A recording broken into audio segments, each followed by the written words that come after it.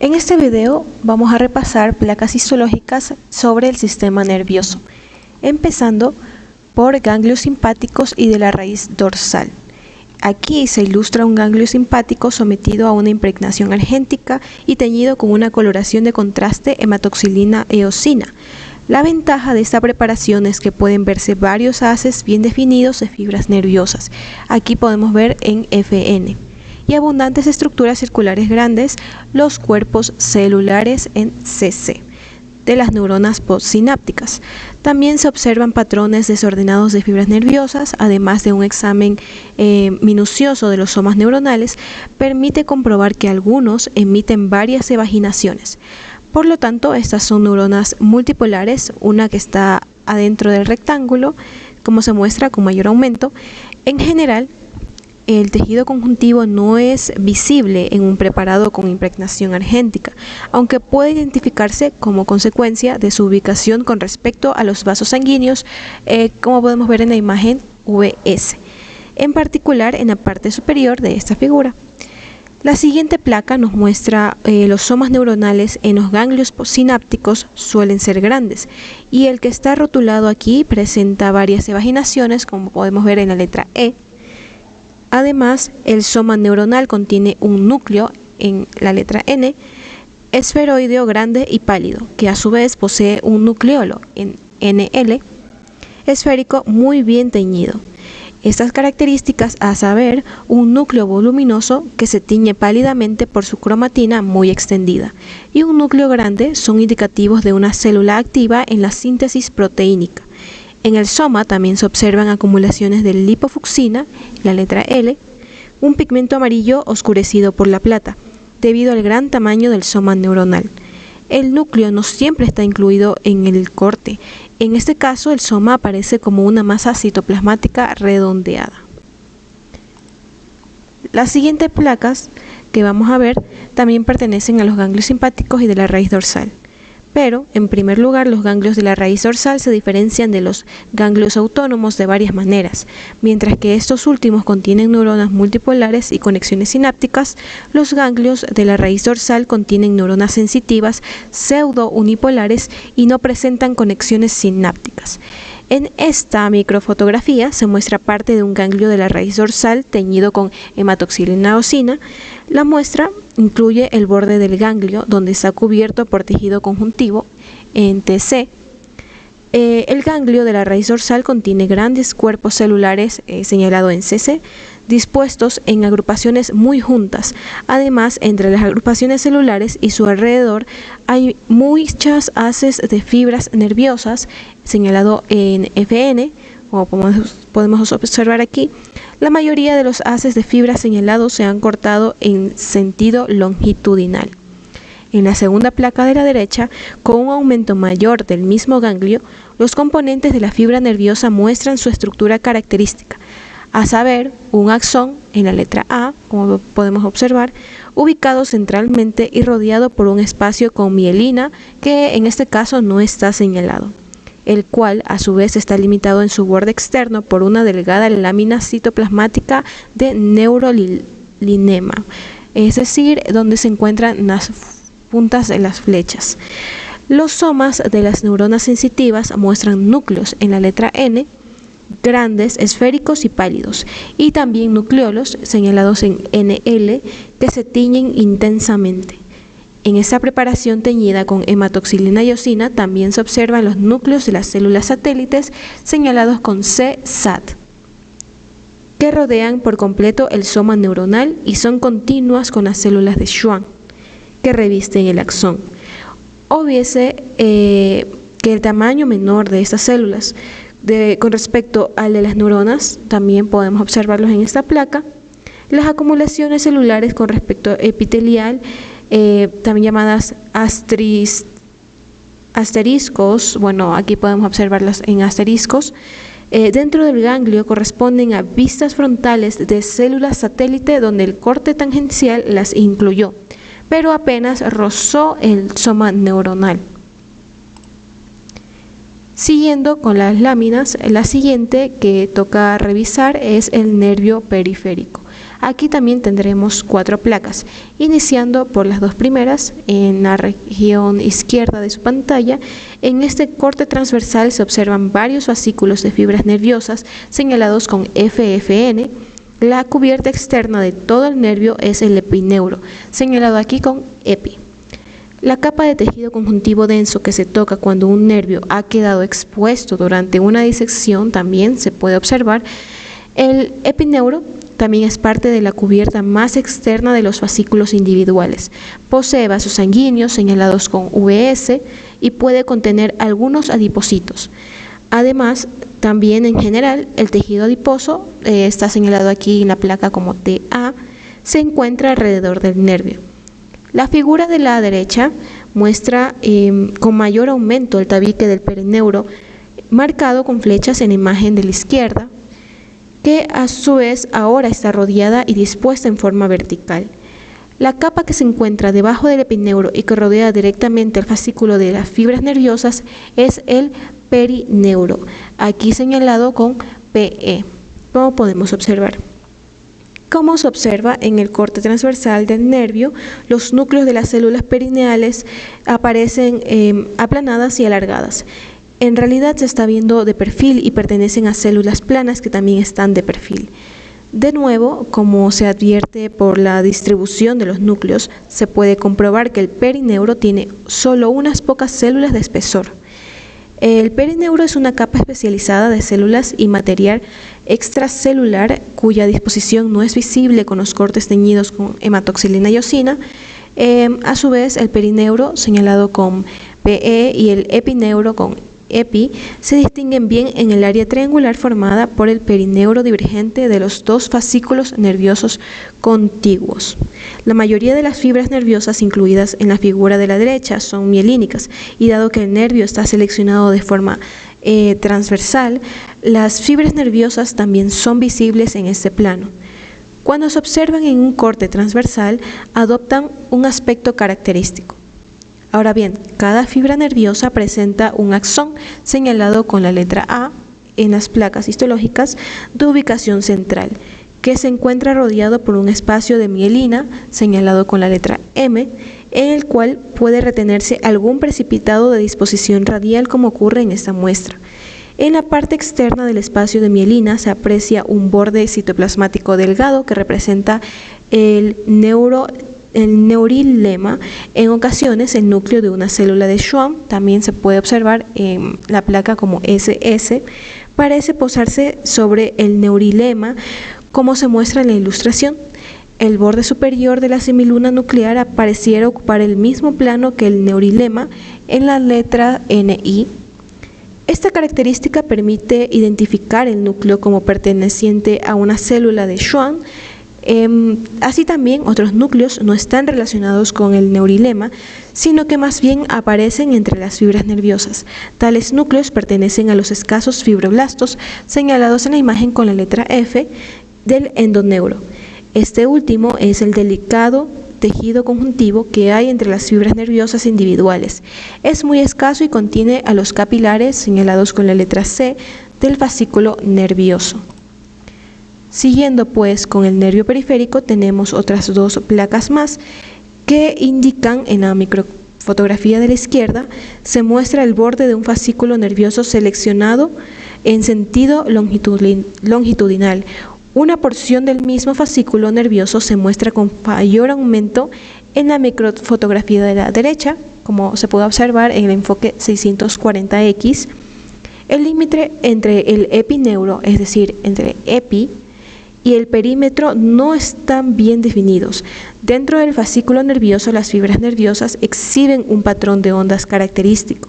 Incluido entre las fibras nerviosas onduladas se encuentran núcleos que pertenecen a las células de Schwann y las células dentro del endoneuro.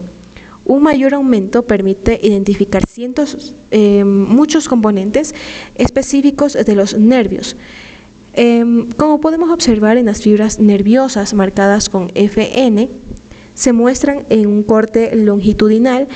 Además, cada fibra nerviosa mielinizada muestra un axón, es decir, la letra A, ubicado centralmente, rodeado por un espacio de mielina con la letra M, que a su vez está limitado en su borde externo por una banda citoplasmática delgada de neurilema en la letra NI. Otra característica diagnóstica de las fibras nerviosas mielinizadas, que también se observa en el corte longitudinal, recibe el nombre de nódulo de Ranvier, señalado aquí pues con la letra NR.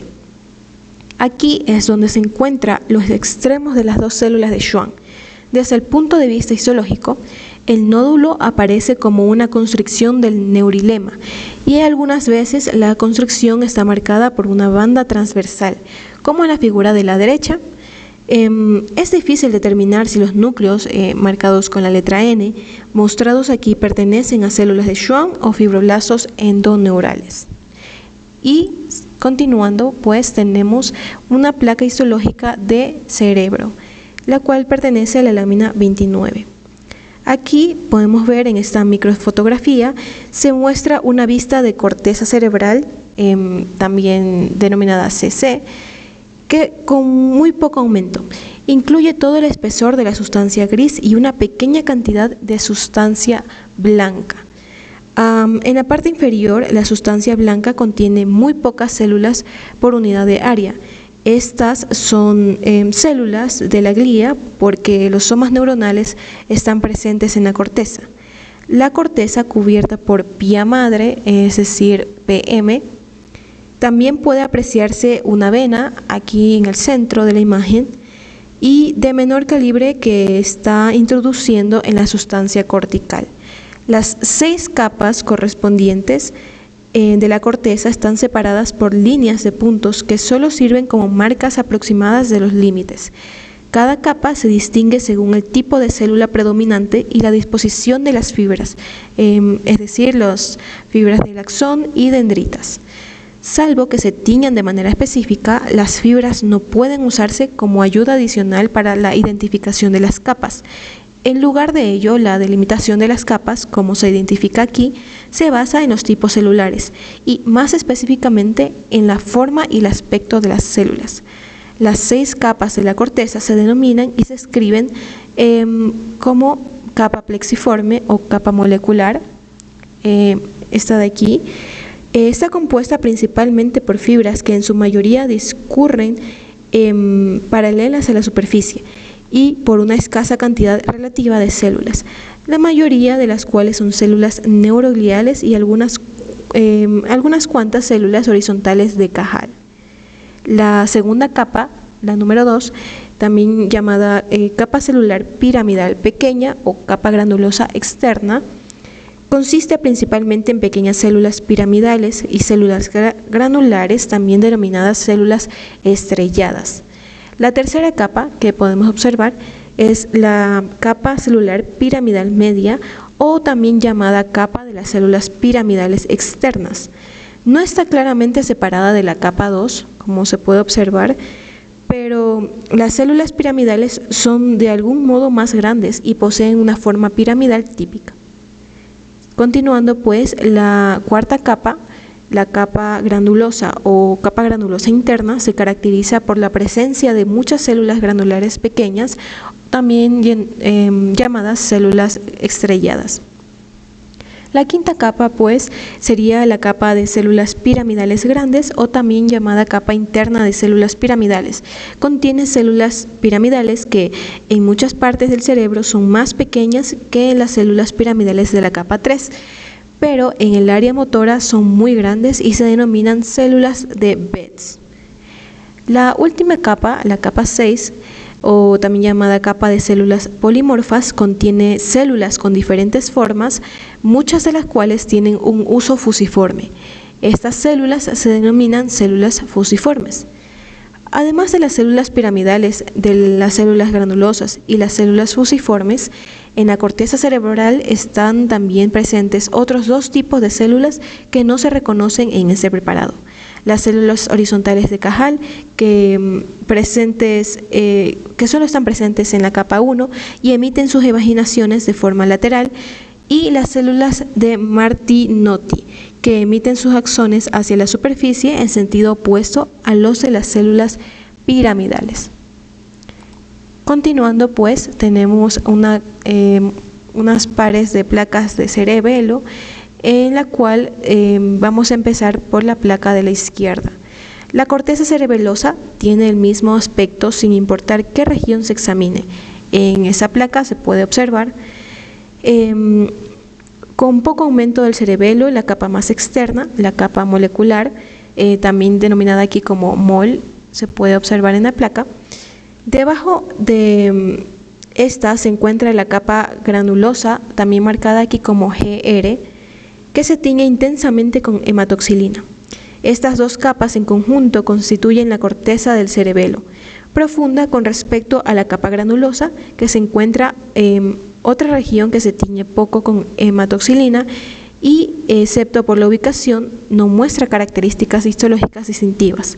Esta es la sustancia blanca, como se observa en SB, como en el cerebelo contiene fibras nerviosas, células gliales de sostén y vasos sanguíneos de pequeño calibre, pero no posee somas neuronales. La cubierta fibrosa en la superficie cerebelosa es la pía madre, marcada aquí como pía. Los vasos sanguíneos, marcados como VS, cerebelosos, discurren en esta capa.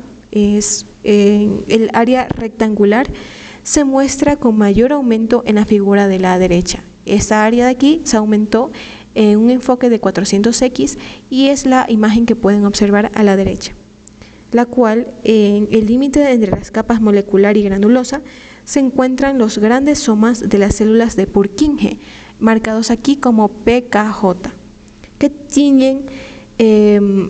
se tiñen de un tono rosáceo y tienen forma de matraz. Estas células son características del cerebelo. Cada una posee abundantes dendritas, marcados aquí con la letra D, que se arborizan en la capa molecular.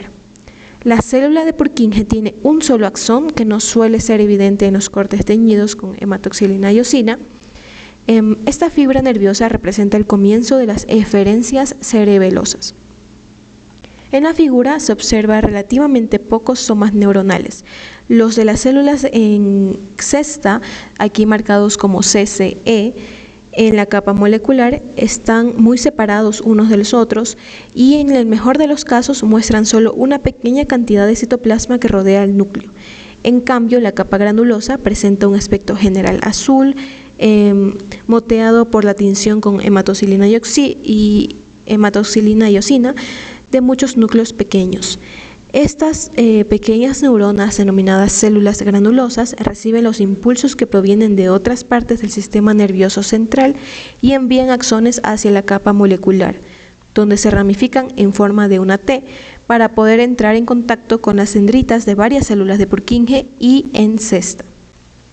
Las fibras aferentes, o también llamadas musgosas, contraen las células granulosas en las regiones pálidas, denominadas glomérulos, donde se pueden observar el examen minucioso de la capa granulosa, donde colinda con la capa molecular, permite detectar un grupo de núcleos, aquí marcados con la letra G, que son más grandes que los de las células granulosas. Estas pertenecen a las células de Golgi tipo 2.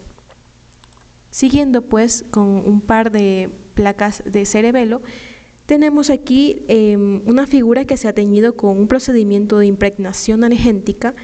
Tales procedimientos cabe recalcar que no siempre colorean la muestra de manera uniforme, como lo hacen las técnicas como hematoxilina y eosina.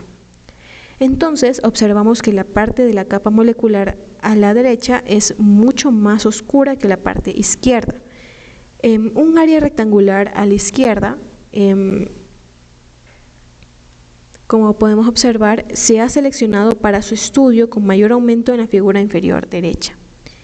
Con el aumento relativamente bajo que se muestra aquí, la impregnación argéntica permite reconocer las células de Purkinje por el gran tamaño de sus somas, su forma característica y su ubicación entre una capa molecular, aquí marcado como MOL, externa, y una capa de células granulosas interna, aquí marcada como GR. La principal ventaja del preparado con una impregnación argéntica es que permite comprobar que la sustancia blanca, aquí marcada como SB, está formada por fibras. Estas fibras se han energido por el procedimiento de impregnación argéntica. La pía madre, por otro lado, aquí marcada con pía, y los vasos sanguíneos marcados con VS también son visibles en este preparado. Siguiendo pues con este aumento de recuadro de la imagen de la izquierda, aquí se puede observar las células de Purkinje, aquí marcadas con PKJ, se destacan como el tipo neuronal más distintivo y visible del cerebelo. También pueden verse muchas ramificaciones dendríticas. Entonces también observamos las fibras teñidas en negro dentro de la capa granulosa, aquí en GR, alrededor de los somas de las células de Purkinje, y en la capa molecular, marcada como mol, dispuestas en dirección horizontal en relación con la superficie cerebelosa. Las células en cesta, marcadas como CCE, son las neuronas que se observan con mayor frecuencia en la capa molecular. La flecha indica un giro en T, aquí como podemos observar la flecha, característico de la circunvolución que realizan los axones de las células granulosas. Como estas ramificaciones axónicas discurren de forma horizontal, hacen contacto sináptico con muchas células de Purkinje. Y bien, continuando, tenemos la médula espinal, la cual tenemos aquí un aumento de 16X a la izquierda y acá un enfoque de 640X. Primero, aquí se muestra un corte transversal de la médula espinal a través de la región lumbar inferior. El objetivo de esta preparación es teñir la sustancia gris que está rodeada por las fibras nerviosas ascendentes y descendentes. Y bueno, si bien las fibras que tienen orígenes y destinos comunes en sentido fisiológico están dispuestas en tractos, estos no pueden distinguirse a menos que hayan sido marcados con técnicas especiales. Por ejemplo, mediante una lesión de los somas neuronales de los cuales surgen, o el empleo de colorantes especiales o radioisótopos para marcar los axones. La sustancia gris de la médula espinal aparece en forma de mariposa, como podemos observar claramente aquí. Las prominencias anteriores y posteriores se denominan astas ventrales, aquí marcadas con AV, y astas dorsales marcadas con AD respectivamente. El istmo que las conecta se denomina comisura gris, aquí marcada con CG. Los somas neuronales que se encuentran dentro de las astas ventrales, también llamadas neuronas del asta ventral, son tan grandes que pueden verse aún con este aumento tan bajo. Aquí podemos observar un poco con las flechas. El material fibroso pálido que rodea la médula espinal es la pía madre, marcado como pía.